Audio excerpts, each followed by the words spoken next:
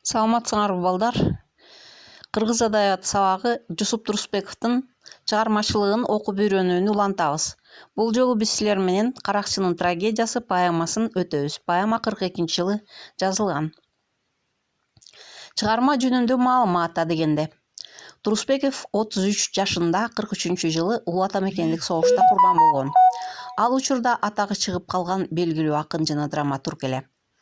Акын согуштан бошоткон кагазы бронь болгонуна карабай фронтко душмандар менен согушууга аттанган.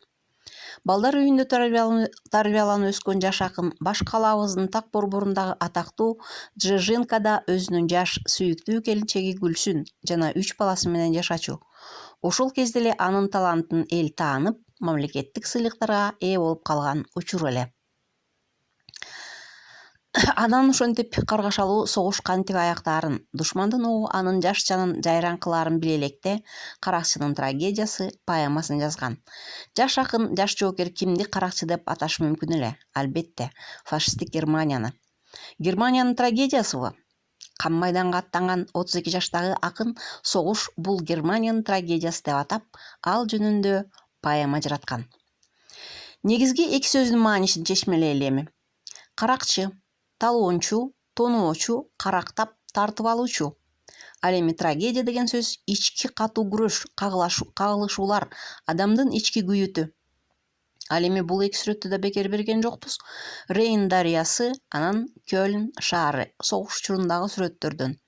Германияда Кёльн аттуу шаар бар, анын ортосунан Рейн аттуу дарыяга өтөт. Поэма кайгылуу аяктайт. Фриданын атадан калган жалгыз туягы ачкалыктан көз жумат. Баарынан ажыраган Фриданын башына түн түшөт. Чындыгында бул бүткүл немец калкынын башына түшкөн оор трагедия эле.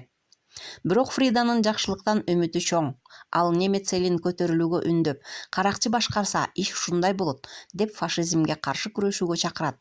Мындагы каракчы деген сөзгө гитлердик фашизмдин бүт кыял жоругу, элге таңуулаган кайгы азабы камтылган.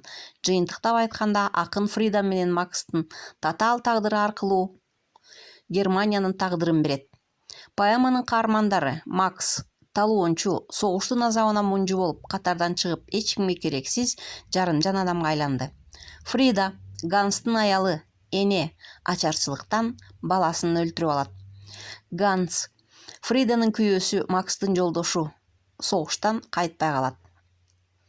Үй тапшырма. Биринчи, поэманы окуп чыгасыңар. Экинчи, 147 беттеги суроолорго жооп бересиңер. Үй тапшырма мына ушундай. Поэманын мазмунун окусаңар, ал эмне жөнүндө экендигин, азыркы нерселер бекер айтылбайт.